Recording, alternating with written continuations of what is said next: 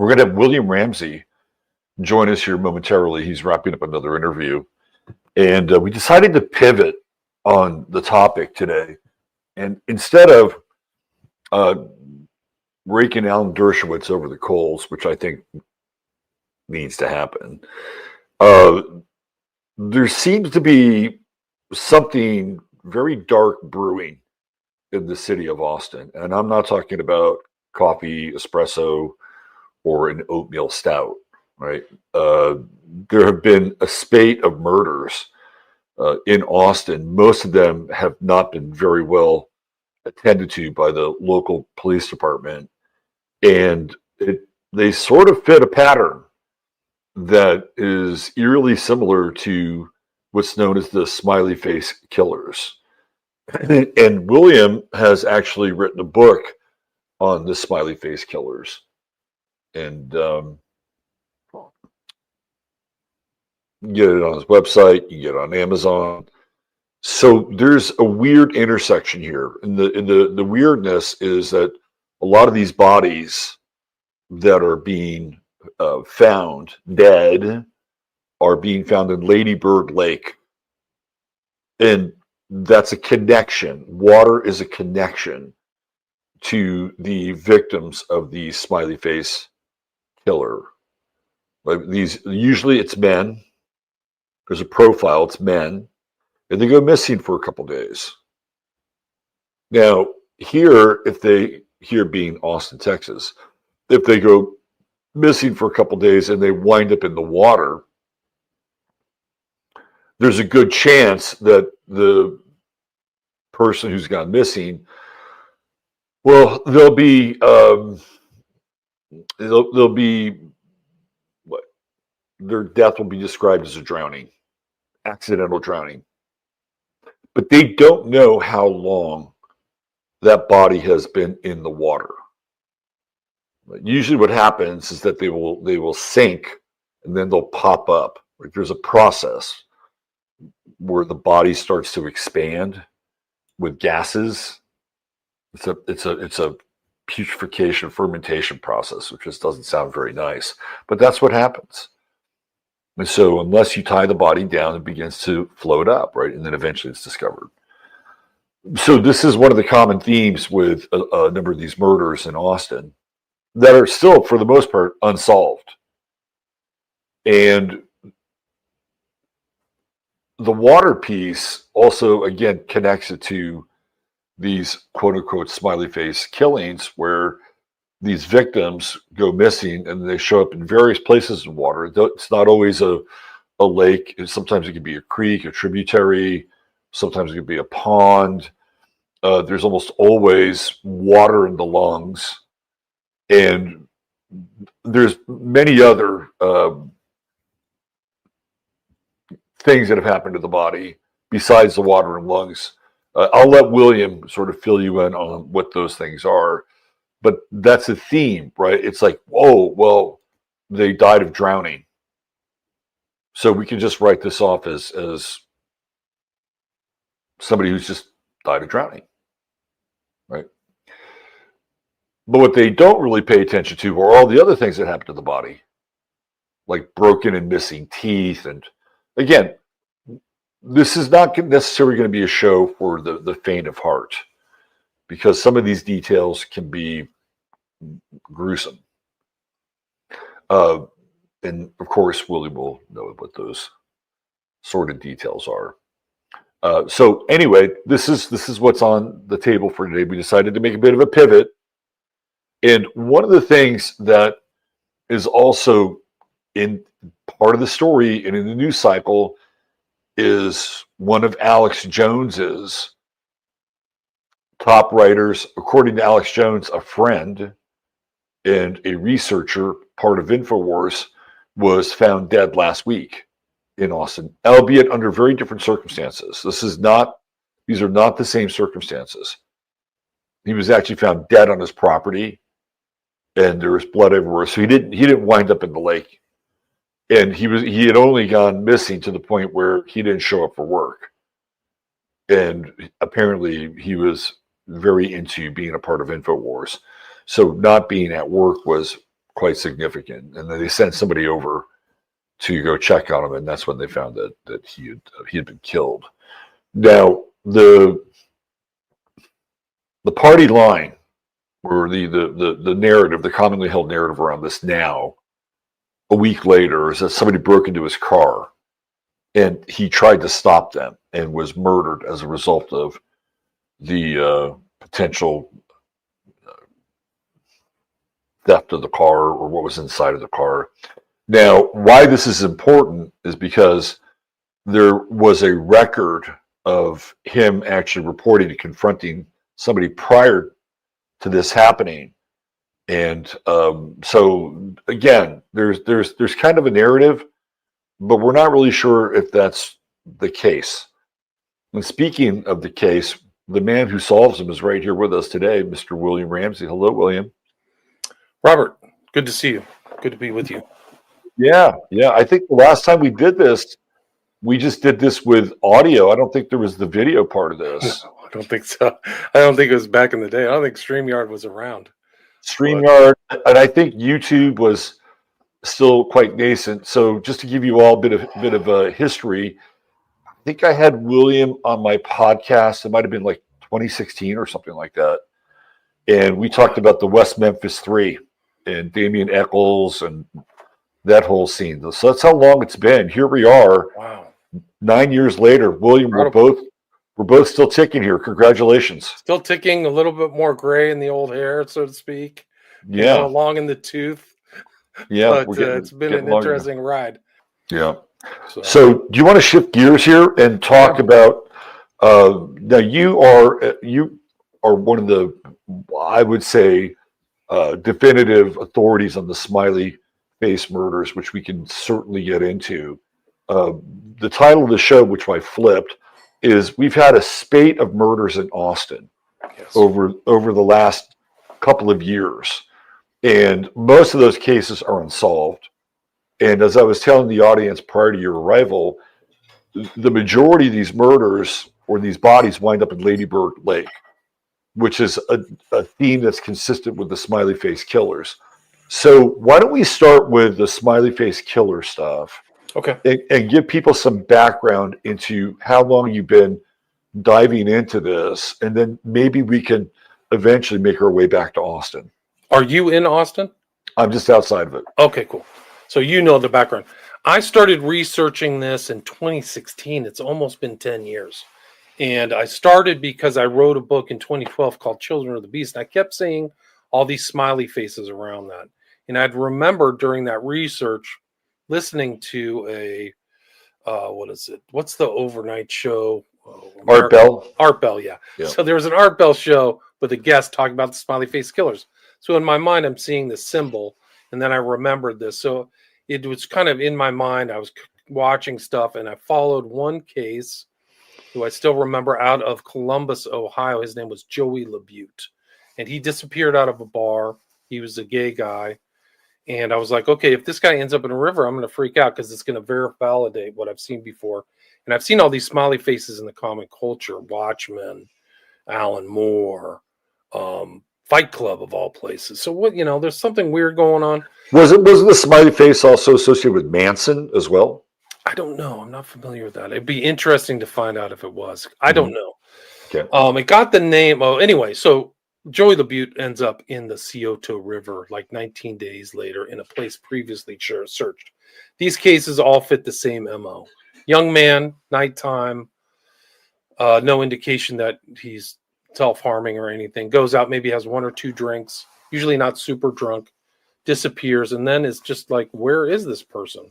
And they're gone for a period of time that's like a lot longer. Like bodies should be found.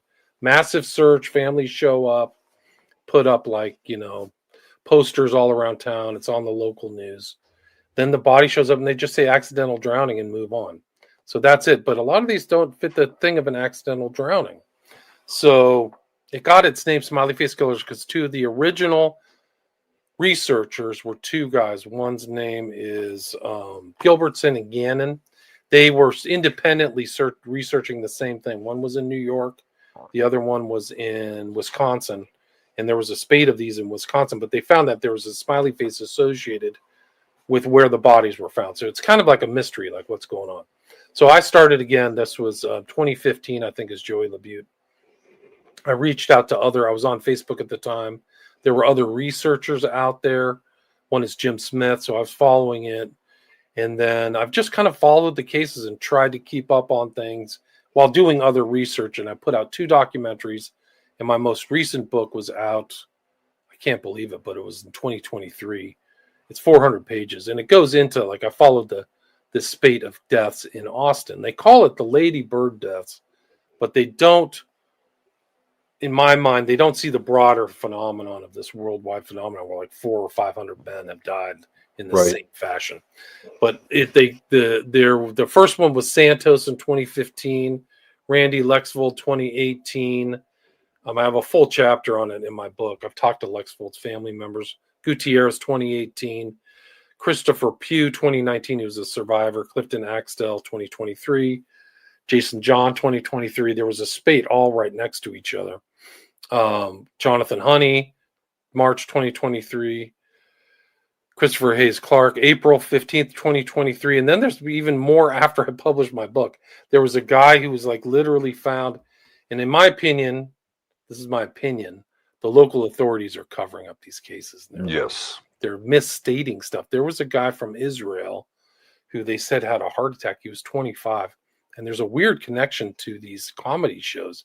Like, these people are out at comedy shows. This Christian Pugh kid was at a comedy show and left and actually ended up in the, like, he was in the reeds around Lady Bird Lake for 60 hours. He was passed out. He was like a miracle that he was even found, but he was at a famous comedian's show.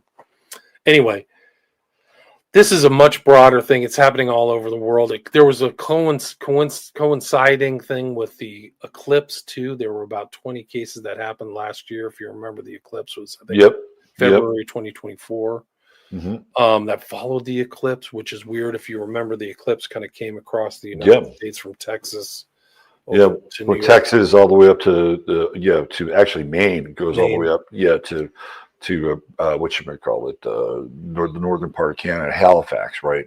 So we just had the eclipse, right? We had the blood moon last night. So that's right.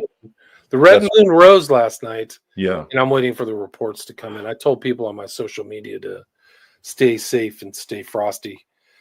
For this whole year, actually, 2025 has weird coincidings. There's 2 blood moons or 2 eclipses this year, I think, and then there's another lunar event.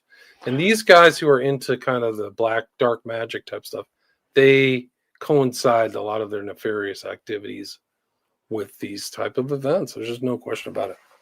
Yeah. So anyway, that's like the SFK phenomenon in a nutshell, but it's like picked up steam. The original researchers, they thought it was like young white males, which it was the majority. Yeah, it's like morphed. There's a lot of African American guys in Chicago. They had this whole like rampage in Chicago. I have a full chapter on it. There were 3 cases in New York City in the boroughs. Outside of one nightclub, 3 guys ended up in water in a month. And then like Toronto, Vancouver, hotspots that it was considered like the hotspots were New York, Boston, maybe Portland or something like that. But then it's like Austin just popped up in the middle of nowhere. Right. Coinciding with all of these entertainment people and all these people from California coming there. And then all of a sudden people start dropping dead. And there's a massive strain of drugging taking place at venues all around the country, really drugging and horrible stuff. Like, you'll be lucky if you just get robbed, but it can be even worse. And I think men aren't really keyed into it. They don't think of themselves as victims. Yeah. Which is why these guys become victims, in my opinion. Yeah. Interesting. There was a case, God, we might be going on a year now, and it happened in Nashville. His name was Riley Strain. That's right. Riley Strain. And huge case. And that's a case where they actually have video of him walking around, and he's like stumbling and looking very out of it, even though he had called texted his parents or something. He called his mom or texted his mom. Right. And he was like cool, right? He was cool when he did it, but then you see this video and he's like completely discombobulated. This is an experienced drinker. He was a senior. They actually drove from Springfield, so I think he was a senior at the University of Missouri who drove to Nashville for the weekend. Right. It's kind of like, and he also is flopping down at 9:30 too. And if you're at college and you drink, a lot of times they drink. That's why Bud Light's the most preferred drink, because they're not trying to just get destroyed by 9 o'clock, right? Right. And that's what he was. He flopped and he was like blackout drunk to me. And that's very suspicious too. Like, did somebody spike his drink? He was bouncing around these other places. And I think the last bar he was at, I forgot the name of it, but it was a famous musician's bar. But that was a huge case that made international news. Like, it was off the charts. Isn't there a piece of video where I think he's down by the river and there's a car that stops and he thinks it's like an Uber or something like that? Isn't that part of the video evidence? It's very strange, like why he decided to come out of this bar and walk that way. He wasn't walking back to his hotel. He walks to the river's edge for some reason. Somebody walks by him and sees him talking to somebody either on Facebook or streaming who's not his mom. And he goes under a bridge and disappears. Right. And he disappeared for 2 weeks. Wow. And this was a massive search. Like, this was all over. There were searches in the river. These aren't like chump searchers like I would do. Like, there are literal scuba divers who take strings and do go through. And this river at that time of year wasn't like a storming, raging river or anything. It's a kind of a slow move. I can't remember the name of the river, but I don't think it's not like a rage. It's not like the Colorado at high tide or whatever. But why does he disappear for 2 weeks? There's a lot of questions. And then he magically finds up downriver, which he should have been farther downriver. Mm-hmm. He's missing his pants, I think, and his belt. And his phone is never found, which is very suspicious. Like, it should have been found on his person. So why is his phone disappeared? Which is kind of like a tagging instrument because it pings. Right. So like, he falls off the map and his phone drops. So if he fell in the water with his phone, that would make sense that the pinging stops, and then he should have been found with his phone. Why didn't the divers find his phone? They found his somebody. Another random thing about this whole case, which is even more suspicious, is a member of the public who was like online found his ID about a week later. The cops didn't find it. There's a very strange things about that case, and it goes into the greater corruption of these blue cities that will cover up everything, much like what's going on in Austin. And I think Riley Strain, in my opinion, was targeted, and something nefarious really happened to him. And that's happening around the country. And I had I listened to, and I have the title of my chapter on chapter 32 on my book is Psychic Sloan Bella Riley Strain in the Legions, because she did a show on him. And she intuited incredible stuff about this guy, because I research all this stuff. There was like a black van. Well, she doesn't know some of these other cases, I bet, because she hasn't researched them like me. But a black kind of upper class, kind of like Escalade van was involved in the disappearance and death of another kid by the name of Dakota James in Pittsburgh, Pennsylvania. So like, this is another like high level theme of like targeting and strange things at night. But she really got it right. I think she really got it right. But and Luke Bryan's was the name of the bar, but she also, she ends her discussion. She says, I want you to go all online. I want everybody to look and see what concerts were playing in Nashville when Riley went missing. Then I want you to ponder this question, because this is my first video on this. Still, I want you to ponder the question. What if we have a serial killer hidden in plain sight as an entertainer who travels all over the world, a public figure, and this person is traveling everywhere, and this allows them to pre-choose what areas they're going to stay and what they're going to do. So who is next in the water? This is the return of the smiley face killers. Wow, that's mind-blowing. Nashville is mind control central. I didn't know that. Yeah. Oh, well, that's what Kathy O'Brien talks about. Oh wow. Transformation of America, because her handler at the beginning of the book he's a clown, and he's based out of Nashville and also Branson, Missouri, and so he opens for a lot of country and western artists, right? And she talks about how the Mandrell sisters are all MK Ultra. She insinuates that Dolly Parton's MK Ultra, and of course, she talks about Lee Greenwood in this book, and Lee Greenwood has the huge hit that what is it? God Bless the USA or whatever it is. Right, yeah. So Lee Greenwood has like this massive cover, right? By just trotting out that song wherever he goes, and there's a really bizarre video where Lee Greenwood is at a rally for Sarah Palin when she was running for vice president, and he's singing, and Sarah Palin is off to the side, and she starts doing this, right?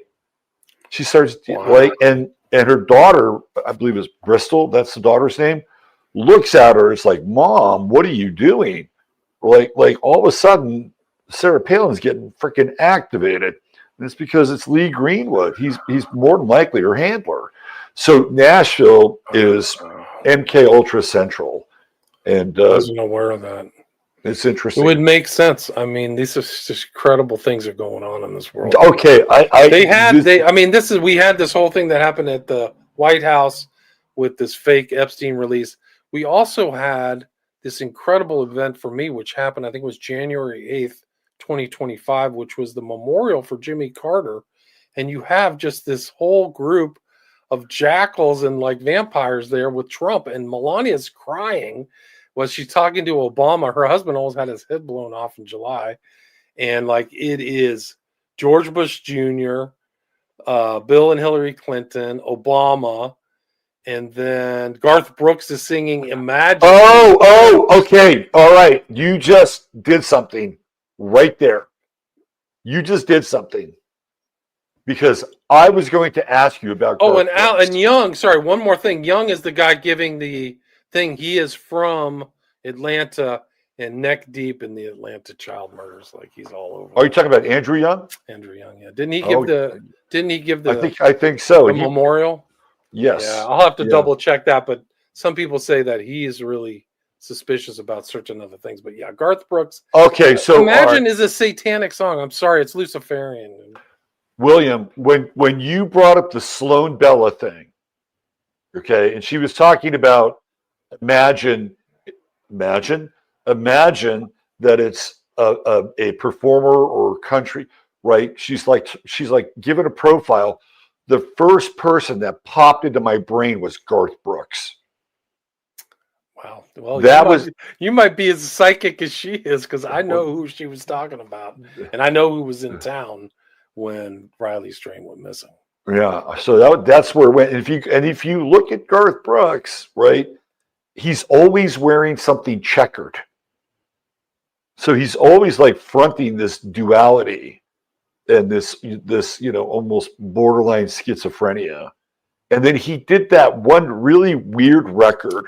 Gaines, something. Was it Chad Gaines or something like that? Something. I don't know. But it's like, what? Now all of a sudden you're a freaking rock star. It's Chris Gaines. Yeah, wearing a checkered. He always wore black and white checkered clothes. I'm telling you, man. This guy is his brain is partitioned like a freaking office. Okay, that's my 2 cents on it. And when you mentioned that, and then he's there singing that song. Holy smokes! When Chris Gaines, the #1 video, he's literally sitting on a Star of Ishtar. Like this is not a mistake. This is like Star of Ishtar stuff from like Eyes Wide Shut. Wow. Like, yeah, it's really dark. Wow. Now that was a moment, man. That was a super sync moment. Yeah, well, there's been other researchers who've looked into Garth Brooks, and have you heard? I think it's like My Family Home. I can't remember their names. It's a husband and wife team that do a podcast. Right. But they looked into Garth Brooks, and they got video of that guy. It's disturbing as hell, man. It's crazy. He is really strange. And I've heard other country music people have critiqued him It's kind of like not somebody who came up through the ranks. Like he was like a, like a culture creation figure. Like They call them industry plants. Yeah, that's the right term. I think right. And I think that's accurate. I don't know country music as well as maybe other people, but there's the old great Waylon Jennings or some of these other guys who really are guys who played country for forever, and then like Garth Brooks, stadiums, poppy country, those things like that. Like it's really dude, the world is getting really strange. 2025 is going to be a big year. Yeah. And yeah. It's absolutely. not like it is like there's all kinds of things going on that are like coinciding. It's just incredible. Like it's not going to get calmer, guys. Like you'll be lucky if this whole war with Russia ends, but it's not going to end. I mean, we could have a peace and a stalemate, but the Russians are still going to be pissed. They got invaded. So like then you have Europe, which is the tires are coming off. Yeah, right? the tires are coming off, dude. You're right. And it's like, well, what do we do now? Oh, let's have a war. Let's have a war. They're not stopping. The English don't want to stop. They don't seem to think any risk is going on. But if the U.S. pulls out of that stuff, like they're on their own. There's nothing they deindustrialized that whole freaking part of the world. They can't build squat. I mean, the U.S. is deindustrialized too. But like they think they're going to spend $800 billion. Where are they going to get that money to like build more things? They already lost. The Russians won again. The Russians beat Napoleon. They beat Hitler. And they beat the West. I mean, it's really a pseudo proxy war. That's what I call it. The U.S. is the real driving force. We never declared war because we're corrupt, but they wasted hundreds of billions of dollars and filled the graves over there with young men, and nobody said they're sorry. So these other criminals who started the war are still walking around this country like doop. Like what's going on? Like these people who are war pigs are still on TV, like talking like this is just one part of the problem. Like, where's the commission to figure out how this happened? And don't you have some responsibility for destroying a whole country and bringing us to the brink of nuclear war? We're literally we were before Trump won. I think that if, and other people have said this, but I think if Kamala won, civilization's over. Like, literally that bad. Oh, well, she could have been rolled, right? She could have just been rolled really easily by anybody on an international level. I mean, she couldn't find Moscow on the map. She couldn't find Moscow on the map, I bet. Right. She probably wound up in Idaho. It's true. Yeah. Yeah. So, all right. Let's put your prophecy cap on here. Okay, let's do it. Do you think, because there's already a war and it's already kinetic, because we don't see it doesn't mean it's not happening. But do you think that in 2025 or in 2026 that this war goes to like next level kinetic in Europe? I hope not. I truly hope they wind it down. I hope Trump is successful and that the calmer heads prevail. They don't understand what's happening. Like a lot of people don't. They probably never understand. Like the Germans didn't understand when they invaded Russia. Like they're going to come back and rape everybody and kill and destroy everything and take everything you got back to Russia, which is exactly what happened. So people who think like, hey, this peace is just going to be the end, like there are some angry people out there who feel like they got wrong because they did. So I think that that's got to be part of the agreement, is like, how do you have some kind of restitution or restorative from this crazy Biden regime who we don't even know who's running stuff because all the stuff has been docu-signed like cheap like they're so incompetent. They just rubber stamped all these like just auto pen the whole thing. Auto pen the whole thing. Like how stupid is that? At least have somebody sit in and make it look real. So but yeah, so I think there'll still be some kind of conflict, and I think this murder and genocide that's happening in the Middle East, it doesn't look like that's going to stop either, as long as Trump's in power and giving, stuff to Israel to kill little kids in Gaza. So I don't feel that confident, really. Yeah. My concern about Europe is that, number one, there's not one country there that's doing well financially. Like England, Germany. Germany just laid off 8,000 postal workers. Their automobile industry is collapsing. Italy, which used to have a very strong economy, doesn't have a strong economy anymore either. It's been taken down by the rest of the EU. So their economic prospects in general are not good, right? So they have that problem. They also have the problem of the migrants, and people are getting fed up and, having their cities turned into no-go zones. So they're going to need to have something to distract people from that. And then the other part is that you have these very effeminate men who are the so-called leaders of Europe, like Keir Starmer and the new guy from Macron, the guy from Germany. And it almost feels like they're going to go into this overcompensation mode, right? Like, oh, you think that, we're pushovers and, we're just yes men or silly boys. No, we're going to show you just how tough we are. We're going to go to war. And it's all about some kind of weird psychological compensation. I agree, 100%. Women too. Sometimes women in very conflict, they overcompensate. It's not the kind of easygoing aggression maybe some men have, but like this van der Leyen, like, well, I'm going to blow $800 billion. What are you talking about? So it's pretty dicey. I'd be pretty nervous if I was a European, honestly. Like, absolutely. Yeah. I mean, absolutely. I mean, it is. They're on thin ice right now. Very thin. Very thin ice. Quick little factoid. My audience knows this. I'm not sure if you do, but for a long time, I'm not even sure if it's still there, but it was there at one point. Ursula von der Leyen's family used to be the largest slave owners in North America. Wow. Wrap your head around that. Wow. Right? Crazy. In the South or something? North America, period. Wow.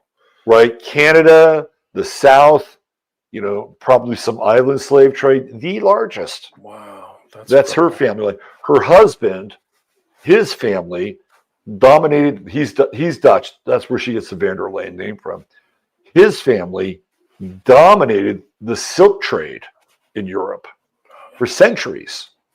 Right? So you have these two people coming together with these kind of weird legacy bloodlines, right? That they're really all about sort of domination and control and power. And the weird thing about Ursula von der Leyen is that at one point her husband was like a visiting professor at Stanford, and she was just a freaking housewife, right? Wow. She was a housewife living in Palo Alto. I had no idea. Yeah, and then all of a sudden she's the freaking head of the EU, right? It's crazy. Incredible. That is truly crazy.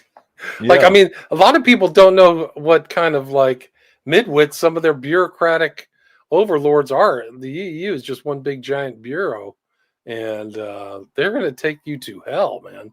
They're going to. I mean, I don't think they have like if she's running slaves, she wouldn't have a problem sending millions of people to die. Not at all. Yeah. Not at all. Very different kind of mentality. Yeah. There's another case. We're getting a little Gemini here, a little schizo. But there was another case in Austin that just popped up, and it's called the Yogurt Shop Murders. Are you familiar with this at all? It happened a long time ago. Like 3 people died a while back. I'm familiar with the yogurt. I vaguely remember. Wasn't young teen kids? Yes. Now all of a sudden they're revisiting this yogurt shop murder. It's starting to come back into the news, and I think it's really interesting that it's popping up, and like in the background is the death of Alex Jones's producer, right, and writer, right. So, and literally this yogurt shop thing just popped up in the last 3 days. They're revisiting what happened there. Wow, 1991 is what it was. Right. So if you do a search, you'll see that like it's coming back up. Wow. And it's like, well, why is that? Well, maybe it's because they want to draw attention away from something else. Right. I wouldn't be surprised. Yeah. I wouldn't be surprised at all. 2024, 33 years of unanswered questions. Right. I guess there's a book out there. Documentary. I guess there's a documentary that's the documentary coming out. So I guess I guess maybe it's just timing, right? Timing. But it also feels weird.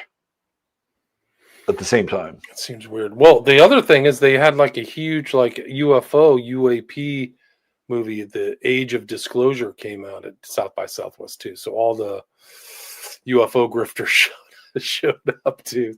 They're probably all on 6th Street or whatever where they're drinking. But yeah. The new area is Elizabeth Street. So that's the new hip area. What's the Rainy Street is the one that Rainy Street. It's Rainy Street. My bad. It's Rainy Street. Elizabeth Street's a restaurant. It is Rainy Street. Yeah. Yeah, that's the one they call the Rainy Street Ripper. That's the other name for the serial killer there. But yeah. Did you ever stumble upon the Oak Hill satanic ritual abuse stuff? I'm sure I have. I don't know. Is it from Texas? Yes, it's Oak Hill is a neighborhood in Austin that I used to live in. And this is back in 1991. It was sort of in the satanic panic era.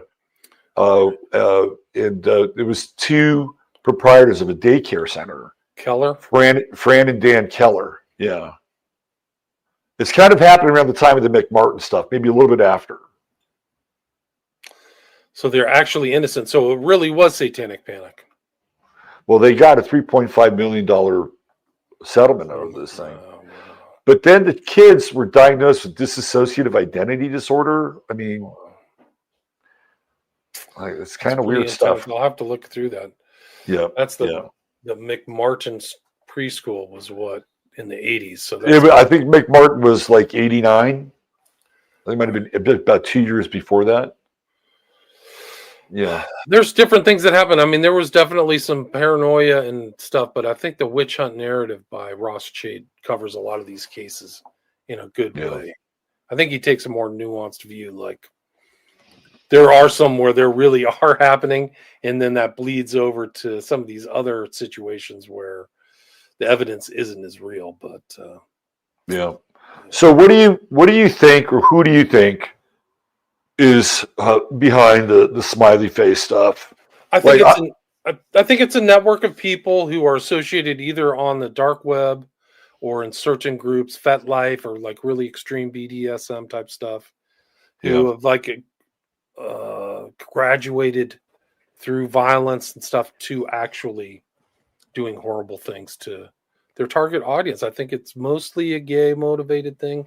And then there's copycats and people who aren't doing it. But I do think that that's why the men are young, college aged, because they're out of the house, Mm-hmm. So I think that they're kept somewhere. The closest thing I would kind of liken it to is this, which I covered in my second documentary. It's called The Family Murders in Adelaide, which is, I think, the 4th largest city in Australia, south of Melbourne. But they had a spate of killings where men were being abducted, drugged. So there's drugging involved and gay networks and murder. And I think it's something like that on an international scale. And just like Sloan Bella said, I think they're taking videos of them and really, really horrible stuff. And that's there's other situations where this is happening in the world where they literally have red rooms and horrible stuff. Like the horrible things have been discovered in the Philippines of like abuse that is incomprehensible. So I do think that this kind of stuff, and there's targeted, and people may even be flown in. Like going back to the Joey LaBute case that I talked to you about, that got me set down this path. That took place on the weekend of what's known as the Arnold Schwarzenegger Classic, which is this bodybuilding competition that happens in Columbus every year. So somebody could have flown into town, committed a crime, and left, a rich guy, and would make perfect sense. Like, it's the perfect crime. Come commit a crime and leave. And apparently externally it may look like a bunch of heterosexual dudes, but apparently in the bodybuilding community, there's a lot of homosexual activity, is my understanding. Just leave it at that. That's what I've been told. Right. Yeah. Yeah. And he was at a gay bar. I mean, Joey LaBute was gay at a gay bar. Mm-hmm. Or cross. Yeah. I think he walked into a gay bar and disappeared. So, I wanted to put your website up here for people so they can find out more about who you are, and there we go. William Ramsey Investigates. Yeah, it used to be black, but somebody thought I was a Satanist, so I had to change it to turquoise. I don't know what the other color be. I don't know. Some of the topics I deal with, it's hard to like make them look rosy or like whatever. Like this is stuff like the journalism I kind of do is like not for the faint of heart. But yeah, I've had 5 books now, and I've done 5 documentaries, which will be covered on Patreon. You can go to my Patreon page. And my podcast, you can buy signed copies of my books at my website. And my podcast has over 1,300 episodes on a wide variety of different topics. A lot of the books I've covered, and really just is independent journalism. It's not.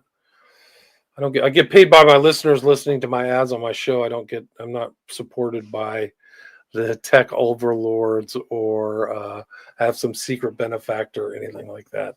But yeah, I mean, I got to find our old discussion. I got to repost that. Do you still have audio from our old discussion? I might. I try think so. One of my channels got taken down by YouTube, and I was never able to recover it. So I'm not sure if it was on that channel. There could be a chance that it might have been on that channel.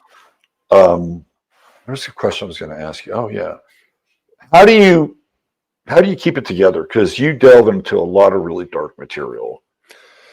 I try to get outside, touch grass, but these things just were like following on, like just my own curiosity. Like I studied Crowley, then I went to the West Memphis 3, and then Children of the Beast, and then these Smiley Face Killers, and I did one on the Order of Nine Angels, which is back in the news because these crazy 764 SWAT or whack jobs who are associated with the Order of Nine Angles are like swatting everybody these days.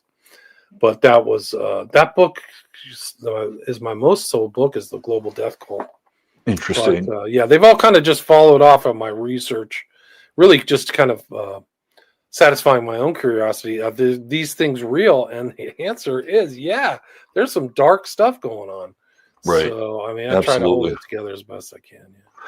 Were you ever interested in the Polly Klaas case at all? I interviewed a guy who wrote a book about Polly Klaas. So, yes, I am familiar with that. And it's come up recently because, what's her name? Winona Ryder. Winona Ryder supported that. But, yeah, Spearing was the author's name, I think, about the Polly Klaas case, which is also kind of weird. Like, how does a guy walk in and abduct the girl when she's there with other people? He hadn't even asked what her name was. Who's Polly? Yeah. So we're talking about Richard Allen Davis, who was the man who abducted her. And then, and I've talked about this before, he drives around and he's pulled over by, I believe, the Santa Rosa Police Department. And he's intoxicated. He does not have a license, right? And what do? Well, they say that they called it in, but their radio wasn't working, and they let him go. When was the last time you ever ran across a police officer that didn't want to process somebody for a DUI? Come on. That's crazy. Right? They let him go. And then eventually what happens is they arrest him again. And then he says, oh, yeah, well, she might be over here or over there. And then eventually they find her remains on the side of the highway. This was, I don't know, kind of weeks later. I think previously searched, and it's kind of strange. Like, oh, it wasn't hidden or something like that. Like, there's no, it wasn't hidden. Yeah, it wasn't. So there are 2 things about that case that are real. Well, there's one thing about the case which is really bizarre, and that's her father, Mark Klaas.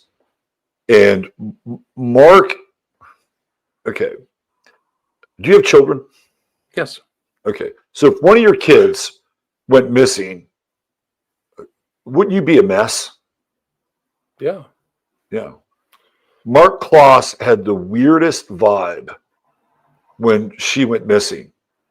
He had this kind of cold anger, but there was never any sense of grief or any sense of, I mean, I don't know. Maybe that's how he processes his emotions. I don't know. But when it was happening, because I was living in California, I just thought, man, this dude's reaction to this is really strange. Like, it huge news all over the news, all over the TV. Yeah, massive search. The whole bit. It was just really weird, right? Okay, you never ever saw her mother. She was interviewed one time, and that was it. Right. And by the way, she was in the house at the time. She was in the bedroom. So the mother was pushed into the background. Now, here's where it gets really, really weird. Mark Kloss's father, Joe Kloss, was in the military, right? He might have been connected to military intelligence. He writes a book about Amelia Earhart, who is a woman who goes missing, right? Like there's all these weird connections with Joe Kloss and then through that Mark Kloss. And then on the Winona Ryder side, her father, Michael Horowitz, was Timothy Leary's sort of keeper of his literary estate. Yeah, archivist. He was his archivist. That's right. So Leary's her godfather, yeah. Leary's her godfather. And then you roll it forward, and she's in what show? Stranger Things. What is Stranger Things about? About a kid who goes missing, and she's the mother of the kid. I mean, the whole thing is just weird. Wow, that's wild. It is really, really weird. Now, I ran into a PI one time in Santa Rosa as we were leaving this Health and Harmony Festival. And the PI's handing out pieces of paper, right? I didn't even know he's a PI. He's just the guy handing out paper. And I look at it, and there's Polly Kloss's picture. And I said, what the hell happened here? Like, everything about this is completely wrong. Okay. So what I'm going to share is what he shared with me. And allegedly, according to this PI, this is what happened. Okay, so I got to quote this, right? Allegedly, that Polly Kloss had been taken to the Bohemian Grove, not during the Bohemian Grove season, but the actual Bohemian Grove where they have facilities. And supposedly, she was tortured for 3 days. And this was not only captured on video, but back in the day, they used to have like satellite uplinks for video, and people were paying significant amounts of money to witness this. Wow. Right? Dark. Super dark. So this is what the PI shared with me. Now, the other thing he shared, and I'm going to be very careful here, and it has to do with a very prominent woman who ran for president at one point in time, not the last one, but the one prior to that. She shows up in this story, and she is supposedly there as well. Have you heard about this ritual called, I think it's called the kiss of life or the kiss of light? Have you heard about this? No. What's it about? I don't know. Supposedly, it's taking the last breath of a dying person, and you're taking in the spirit, right? The pneuma, and like this is part of the ritual. And supposedly this happened with Polly Kloss. Wow, right? that's super dark. It's very dark. Yeah. It's very dark. And then he says to me, and I could probably share this. He says to me, and the guy that was videotaping everything was Hunter S. Thompson. Well, there you go. So that coincides with other information and knowledge from the Franklin cover-up, right? Yeah. Franklin scandal and all that. Yeah. And his own strange admissions and his weird travels. And we know he was at the Bohemian Grove, right? Absolutely. And of course, there's the adrenochrome section in Fear and Loathing in Las Vegas. Crazy. I did a show also on the Yosemite murders. If you remember that, those were the 3 girls. It was a mother and 2 young teen girls that disappeared, and it was placed on Stainer. Do you remember that story? Vaguely.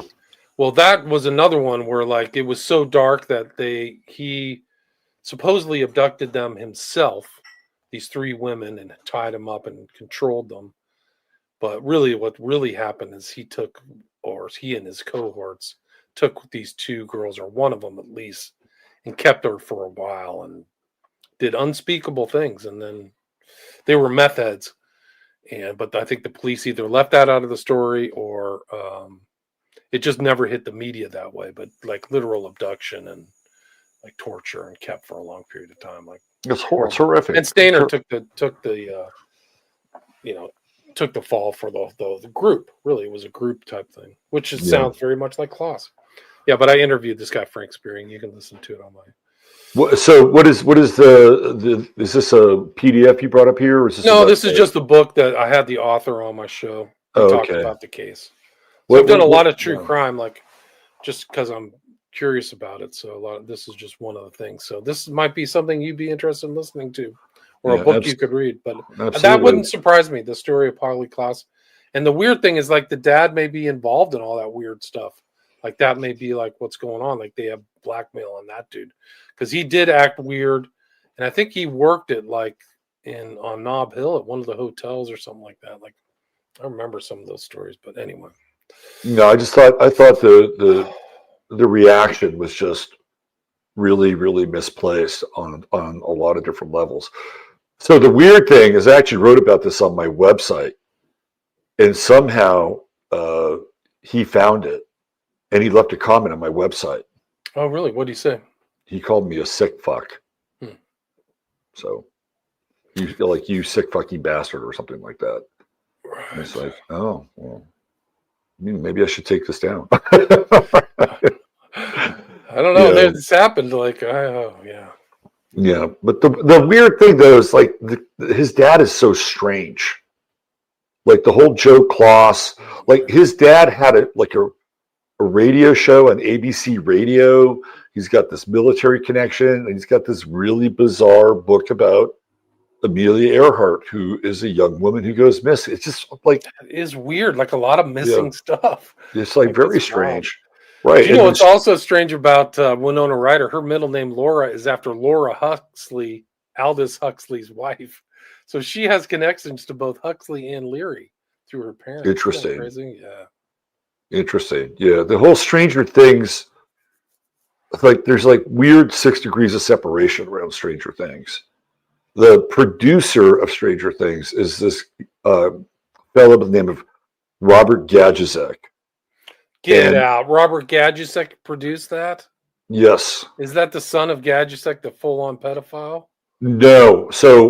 No, he is the son of Robin Gajusek, who was my English teacher in college, and I did a whole semester on Hemingway with his dad. His dad was a great teacher. It's Robin's brother who was the pedophile. Okay. Who went to Papua New Guinea and theoretically discovered mad cow, right? Prion disease. Prions, right? So he sort of won the Nobel Prize with another guy that year. But what he does is he winds up bringing back a bunch of kids from New Guinea to live with him. And then, of course, he does very sordid things with these kids. And some of them wound up suing him. Some of them didn't care. They were like, well, we thought he was just loving us, right? Because they didn't have any real, context for what was going on. But then these other kids did, and they sued him. And then I think he fled to Iceland or Finland. It might have been Finland. So he's there in Finland and does his research in Finland. But again, it's another weird case. I mean, of kids literally going missing, just like Stranger Things, right? Wild.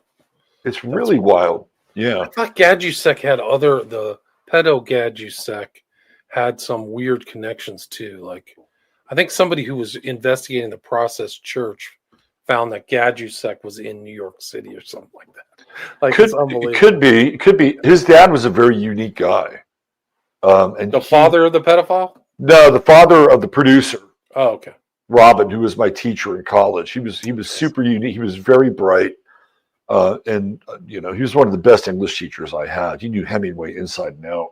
That's cool. And that was really, his son became a producer, but it's his son's uncle who's got that whole weird trajectory. Yeah. Small world.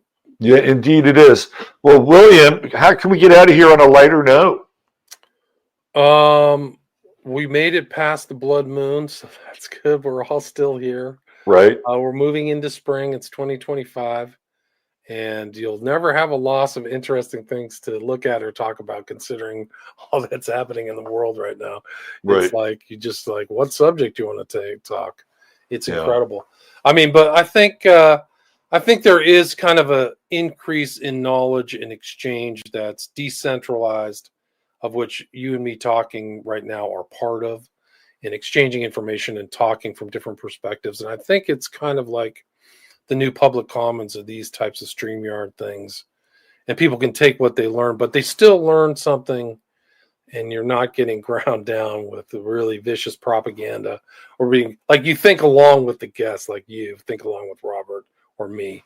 And I think that's positive. So I think that the increase of knowledge helps us all make good decisions. So I think that's something positive that we have now and we'll have in the future, as long as we're not like, being bombarded with information from media that's owned by 5 huge corporate entities. Well, they've decentralized that to a degree, right? They That's like are that's those. decentralizing it. It's like those people that were there at the White House getting their little Epstein binder. Like they've become sort of the new mainstream media in some ways. Very well said. Yeah, I just The did a show. gatekeepers. How independent is the independent media? Because it used to be kind of like you, kind of like truly independent. It before StreamYard, right? Just doing audio shows. I Yep. was doing the same thing, and I had to inform people that the great Keith Hansen, aka Visigoth, passed away in January. So he was really one of the early guys who had a lot Yep. of guests on. I don't know if you were on that show or not, but he's around. I think I might have been actually. There's so many people from like the early kind of alt media involved with Keith. So he was really a great one. And the good news is that I've preserved 800 episodes of his shows.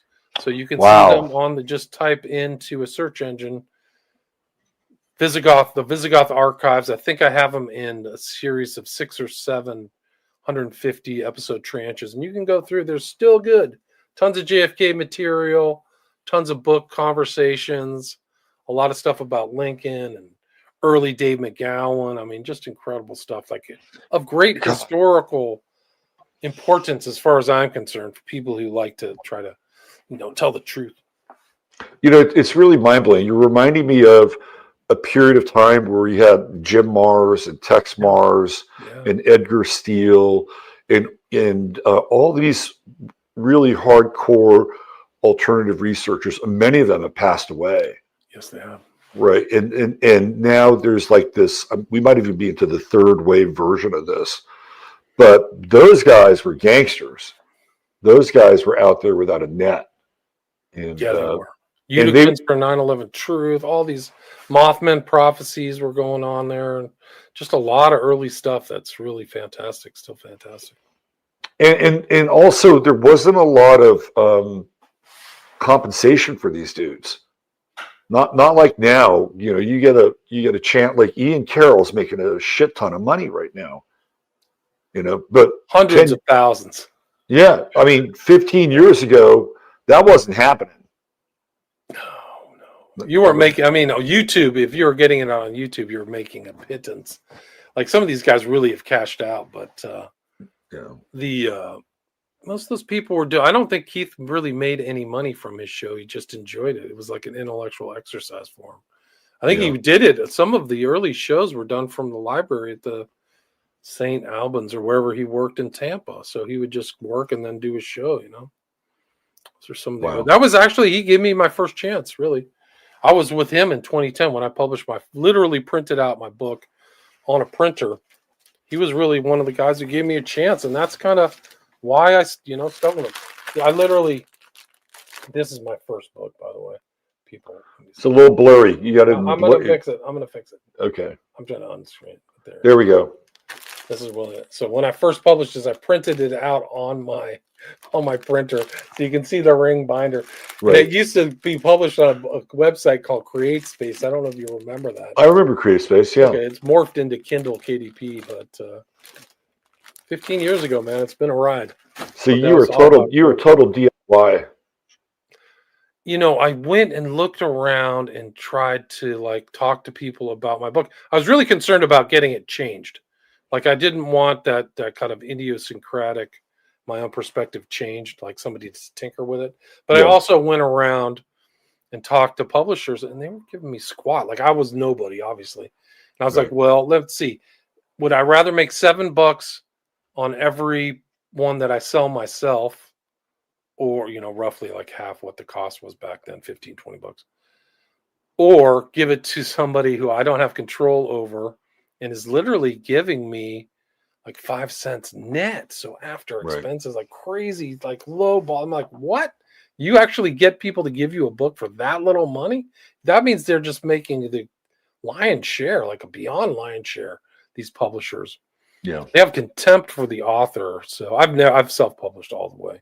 I've done everything myself. It looks cheap. I'm not an artist, so like my covers are sloppy, but Yeah. I'm not trying to sell the sizzle. I'm trying to sell the steak. I like that. So what are you working on now? What's your I'm latest just thing? so busy. I did a really good show. You should have me on. We can talk. If you like literature, we can talk about Catcher in the Rye and J.D. Okay. Salinger. Yeah. And I've done a lot of research because, too, like these assassins, for some reason, are carrying around Catcher in the Rye, Hinckley and Chapman.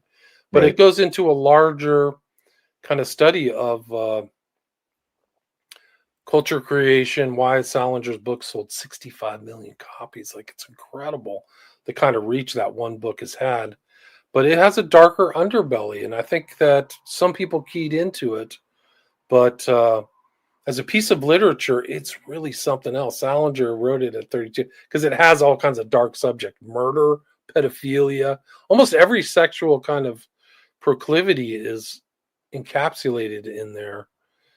But it's also very complex, and it's like a culture change. Like it's really off the chart. You just can't write what happened, because what happened is all of these killers kind of morphed into fictional characters. So Chapman became Holden Caulfield and then committed this crime. And then you see this whole thing playing out with Hinckley, where he has this infatuation that apes the love interest, the interest of Holden Caulfield with his daughter, his sister Phoebe, who's 10. And Hinckley has this thing for the girl who was Jodie Foster. Jodie Foster from Taxi Driver. Exactly. Yeah. No, I think you'd find it really interesting, Robert. I'll say I have a ton of slides we could do. You can actually see my old shows. I've done a couple of shows already about it, but it gets really detailed, and it goes into other attempted assassinations, George Wallace, and the killing of a girl in Los Angeles by Bardo. Her name was Rebecca Schaefer. The guy was carrying. Why are these guys carrying this book around? Yeah, interesting. When was that published? 1951. So that is really an interesting time to get published. We're coming out of World War II, right? And the 50s are like this launch pad for rebellion. Really interesting timing. Yeah, really interesting. That book comes out as rebellion. Do you know who suggests two people who are famous who love? Well, three people who are famous who love Catcher in the Rye: Bill Gates, George H.W. Bush, and guess who's read it 1,200 times? Winona Barack Ryder. Obama. Oh, Winona Ryder. Winona Ryder. Wow. Her favorite That's book. crazy. Yeah, we should end it on that. Yeah. That's crazy. We've come full circle. Full circle. All right, William, let's get you back on here. Yeah. And, it won't be another 9 years. Yeah. For sure. No, it's been too long, man. If you find that old interview, please send it to me. I'd love to repost it. I'll look around. It may be on my other, I have two channels, maybe on my other channel. But I got knocked off of YouTube in 2020. And I had to That was me too. That was mine. What month were you at? Oh, I think January? Because I was January 20. No, it was during the summer. It was during the summer, and it was the run up to the election. They didn't want anybody even remotely connected to anything somewhat positive around Trump or calling out the other candidate to be in the game, right? And I had two channels at that time. One was sort of like this, what we would do here, and the other is my astrology channel, which was a much bigger channel, and I separated those channels out for that specific reason. I didn't want my astrology channel getting taken down, but because they were connected to the same account, they took them both down. And I was like, I was really fucking pissed off.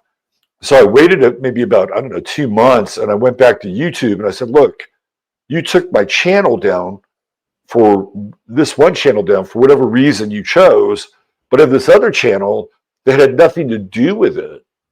So I'd like that channel back. And I actually got it back. I don't know how I got it back, but I was actually able to get my main channel back. But that other channel got 86'd, and it might have been on that other channel. So, but I'll look around and I'll see if it's hanging out somewhere. I'll look around too. I'll kind of post for it. It's hard to keep track of like all of the channels I've lost and got back. But this is from people. This 2013. Winona Ryder recommends J.D. Salinger. I've read Catcher in the Rye like 1,200 times. Oh my Never God! done anything like it. She loves it, and she's made other statements like I really identify with Holden Caulfield, and it's a real kind of weird psychological phenomenon where somebody identifies with him because he has dissociative disorder, identity disorder. His brain is scrambled, possibly schizophrenic. And there are trigger words in this book that are incredible. Like if he sees the word F you, he gets really angry and wants to do ultra. I mean, it's really ultra violent. Like I want to bash somebody's brain in until they bleed all over the steps. Like he literally says that. A 16-year-old kid. It's really. I'm not sure that Salinger wrote the whole thing. I don't know. He may have, but he was involved. It goes back into World War II because he was involved. He was fluent in French and German. He was involved in interrogations and kind of getting into people's minds. Mm-hmm. And maybe that's reflected in this book. He said he was writing Catcher in the Rye during the war. He was involved in D-Day and actually ended up in a psych ward because he had what they call it shell shock or whatever back then, PTSD. But it would make sense because do you know that Holden Caulfield's writing the book from a psych ward? I think I remember that. Yeah, he's like in a psych ward. That's where he's telling the story. So you're kind of in the mind of a guy with psychological problems. I mean, so his father, Saul Salinger, traded in kosher cheese and was from a family of Lithuanian Jewish descent from the Russian Empire. Saul's father was the rabbi for the Aduth Jeshurun congregation in Louisville, Kentucky. I did not know that about Mr. Salinger. Very interesting. I didn't either. Very interesting. All right, William, I'll let you get back to your man. Peace. Thanks for being here. Yeah, you take care. Let's do another show on Catcher in the Rye. Sounds great. See you later, William. Peace. All right. That is the great William Ramsey. William Ramsey Investigates. I hope you enjoyed our time with him. It's been a long time since we connected with William. And yeah, we were going to go do a very, very deep, detailed dive on Mr. Dershowitz, and it was like kind of last minute. Let's switch up the topics a little bit and do a little Dersh and go in this other direction. And I want to thank William for being able to be flexible like that and pivot on the content front. And I want to thank you for being here and watching, and hopefully you enjoyed the show. If you did, hit like, subscribe, all those things. We have made it through the theoretical blood moon. Remember, these eclipses, week and a half, so we're in the aftermath of it. And eyes on the road, hands on the wheel, as they say. We'll be back on Sunday night with Sunday Night Astro Live. And I am going to be talking about the progressed chart of the United States of America, which paints a very different picture than the natal chart of the United States. So we're going to get into that. We're going to deconstruct that and a few other things along the way. So again, thank you for being here. Thanks for supporting the show. Don't forget our sponsor, trueampscience.com. Check them out. 15MINS, that is your code for the goodies. Chattaria, you're the best. God bless you all. Treat each other well. Love you. Bye for now.